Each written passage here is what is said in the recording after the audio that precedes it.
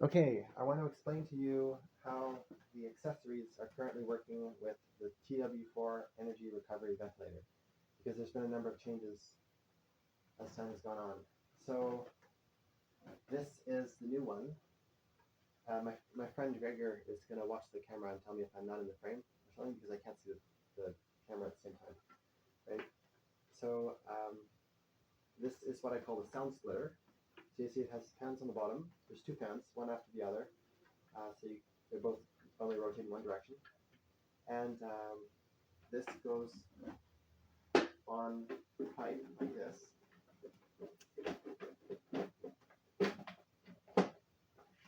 Okay, so then the heat exchanger goes inside the pipe. The heat exchanger goes inside the pipe. And the pipe doesn't have to be anywhere near this long. It can be about this long. Depends how thick your wall is, stuff like that. And then there's another module that goes on the end of the pipe. That's the indoor module, which contains the computer and a little bit more sound damping stuff. So that's the way I'm currently doing it. But the thing is that the way I used to do it is like this. You take a module or a piece like this, a component I should say, not a module, and it looks like this. And it's got it's got this circular clamp. This is sealed with waterproof elastomeric tape, and that goes on the pipe, right? So you just put it on, and then there's a screw in there that you would use to tighten the clamp so that it's a nice secure retention. And that works great, but the thing is that you can't do the sound splitter at the same time because, of course, this is in the way. This is actually kind of expensive anyway, so it's good to get rid of that.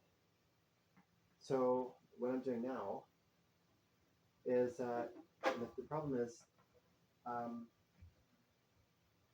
if you want a filter, the plate is the same plate, and that the filter goes underneath the hood, basically. So you can see there's space underneath there, and that's where the filter goes. So there's another module which is the storm valve. So I don't know if you can see that. So a close look here. You have a servo, which is a waterproof ball bearing servo, and it gets the commands from the computer. It can open and close, and that works pretty well. But you can only use one, of course. You can't use both the filter and the storm valve at the same time. And then, of course, the old way was to use the fans. The fans look like this. They have this distributor on the back to make the to make the air like uniform across this cross-sectional area of the pipe. And then you have this pipe that would go. This would slide in there. It's usually a little bit tighter fit. This is an old one. And then the heat exchanger goes in after the fans. So the fans are on the outside. But now, so if you want to use the filter, the question is, how do you do it, right? Because you have this pipe splitter, the sound splitter. And the answer is you can still do it. There's two ways of doing it. Can you see that okay? Oops, okay. Okay, so the one thing you can do is, theoretically, I haven't figured this out very well yet, but you could put it on the bottom here, because this section is the same diameter as the pipe. So the clamp still fits. And you can put this either way. That's not really a great approach because then the hood doesn't work very well. The other thing you can do is you can rotate the entire assembly this way, and then this just goes on top. Similarly, you can imagine it underneath the hood here. And the assembly is like this. So your wall is going to be about here. And then everything works fine. It sticks out of the wall a little bit, but it does work fine. And you just pick up where you left off, basically. So this whole thing, it makes it so that the wall can be thinner, but honestly, there was no good reason that you couldn't allow it to stick out of the wall. Like the wall could start here, and then you have quite a large section sticking out.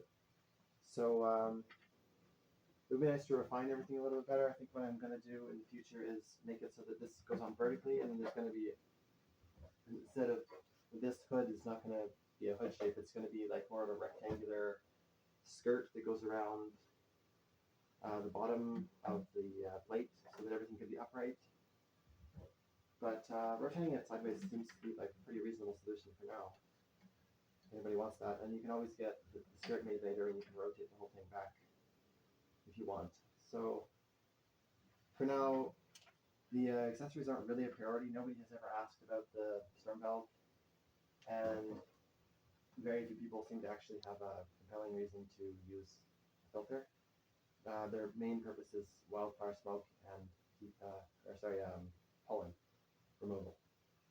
So pollen you don't usually need at the same time as energy recovery, but you can use them to provide positive pressure filtered air in your house, which is nice.